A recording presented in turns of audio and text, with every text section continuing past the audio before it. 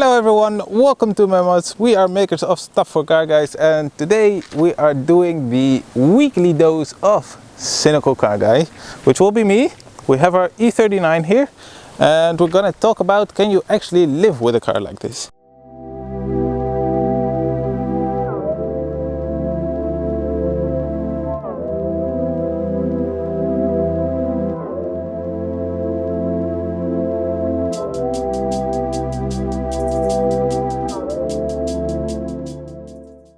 So first of all, let's take a quick look around the car and then we can go on a road test and see how the car performs. So, it's not the biggest car in the world. It's kind of like a 2+2, even though it has 4 doors. I'll show you now. I'm sitting here behind myself. I put the seat in front to my preferred position, and as you can see, it's not all that roomy. So if you have a lot of people to transport, more than the 2 in front, let's say, I think the E38 7 Series, and even that one I would go for the long wheelbase. That would be the better choice, because this generation 5 Series and the one after, which wasn't much bigger inside, is really not so sufficient, especially on longer road trips. However, the trunk is a big one. Let's have a look here.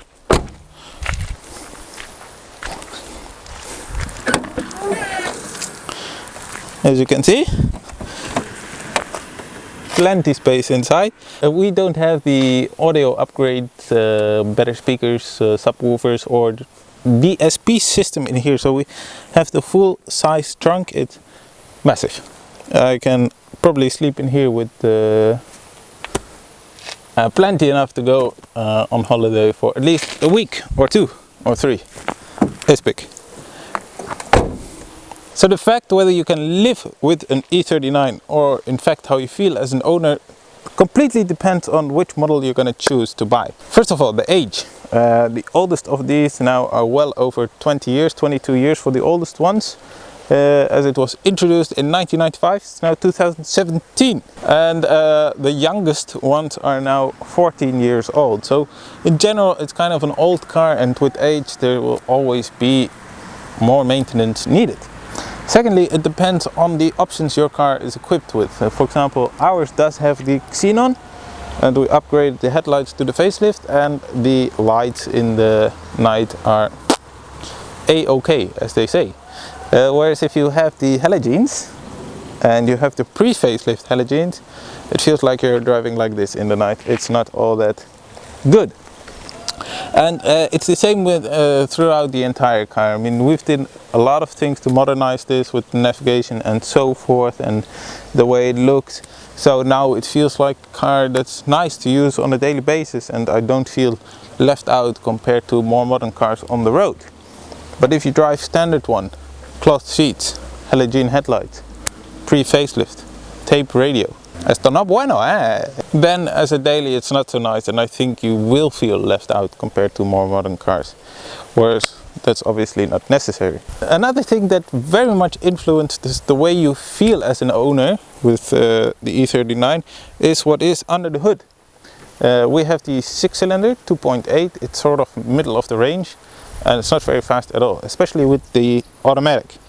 But it is very, very smooth and very refined, and it has that real BMW 6-cylinder creaminess to it, so that fits the car actually very well.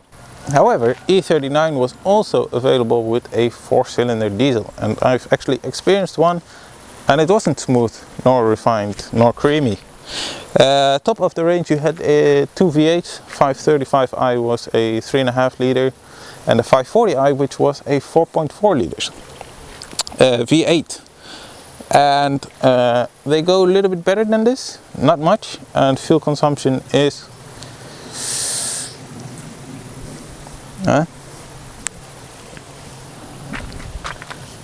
how should I say, is a little bit more extreme.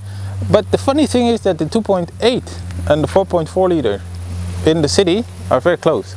It's only on the outside on the highway that it makes more difference, because the 2.8 in the city likes to drink it up like there is no tomorrow.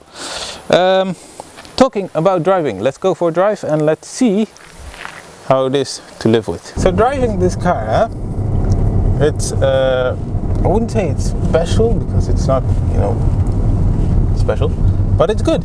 Let's talk about the driver controls, for example. First of all, the steering wheel. The steering wheel is this very nicely rimmed and trimmed wheel that is not too thick, not like you're trying to control the car with a piece of ham or something, you know, like in most modern cars, but it falls nicely in your hand, it fits in your hand, and that makes it feel really rather nice to control the steering, which is, I think, the best part of this car. It's I wouldn't say it's a Lotus Elise or anything, but it's certainly sharp for the type of car that it is. And the steering is a big part of what makes this car a pleasure to drive, because the steering makes it enjoyable to send this car from curve to curve and get this really nice flow in it. It's not jerky at all, it's very smooth, and when you go around the corner, it's yeah, it's a pleasure. And this smoothness, I already mentioned it shortly with the engine, is what is in all the driver controls. So they're very well adjusted to each other. It's not that one is smooth, the other one is jerky, and that's something that BMW does very well anyway. And the brakes and the throttle are the same story. The pickup or the bite point of the brakes is so smooth. It's almost as enjoyable to brake as it is to hit the throttle. It's the best comparison that I could think of before was a comparison with a very nicely driven tram or train, you know, when it stops, and it stops very, very smoothly. Gearbox, automatic gearbox in this one, 528IA, same story. Problem with the E39 is though that it was sold with a sealed for life gearbox, and that means that a lot of them turned out that they got the maintenance for the gearbox too late. So nowadays BMW says to change the oil and the filter. Back then they didn't, and it means that a lot of cars had it too late, and then throughout their life other maintenance is needed. This one was a victim of that, and the radiator for the gearbox had an explosion happening, and we had to replace that. And that brings me to the other point of living with a E39. Of course there are downsides too, which is that the fluids, any fluid in this car, likes to leave the object that it's in. Rear differential, it leaks.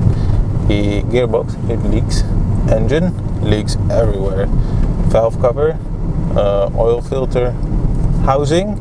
Then the steering box, the steering rack, leaks at the rack, leaks at the reservoir. The radiator for the coolant is prone to explode and make a big mess. So you catch my drift a little bit, I hope. It's fluids don't like to stay in the car, they like to leave, be free. But for the rest, I would say that an E39 is quite reliable car. I mean, like I said before, most of them are aged now, but I've lived with this now six months or more, with pleasure, with joy, and I wasn't worried every drive that something would go wrong. As soon as we had the gearbox fixed, it was fixed, and it didn't come back, luckily. And it makes it a relaxed drive. The car in general, especially with the automatic gearbox, makes you drive very relaxedly. I have a friend, he has a facelift 525i, and I spoke with him many times about the driving of it. You know, BMW is known as a bit of a sporty brand, but it makes you cruise and drive very sedatedly. Some of you may know by now, I had a Mercedes. It was an E430 W210 generation. That one liked to go, you know, the V8 was really on it, and it was a kind of a, felt to me, I always thought it was like feeling like a factory hot rod. It felt like the V8 was a little bit too big for this chassis. It just gave it this nice kick from low down, and a completely different driving experience than this, because in here you float really. You have this nice gliding feeling from corner to corner, and it creates a nice flow, like I said before. Whereas in the Mercedes, it really is like, let's go, let's go. Compared to some other cars in this class, back then you didn't have much like today. Jaguar brought the S-Type out, I think in 2000, so a little bit late compared to this. And then you have the Mercedes E-Class, Audi A6, which at that time already was a very good car, and in fact a car that I have also been thinking about. Other things that make the E39 nice, still relatively fresh design outside, nice fresh design inside as well. Count exactly as well for the A6 in my opinion. The inside can be made to look extremely fresh, especially if you have the facelift one, and the same goes for the outside. Driving wise, A6 compared to E39 is a little bit different. The A6 is the more agile one in my opinion. Again, BMW known to be the sporty brand, and this comparison is again not so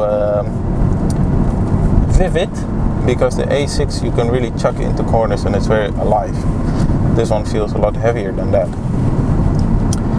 Yeah, I think that covers a lot of what I think the E39 is like to live with as an owner. It makes you feel nice because it really covets you as an owner from the driving perspective and everything. So that's it. Thank you very much for watching.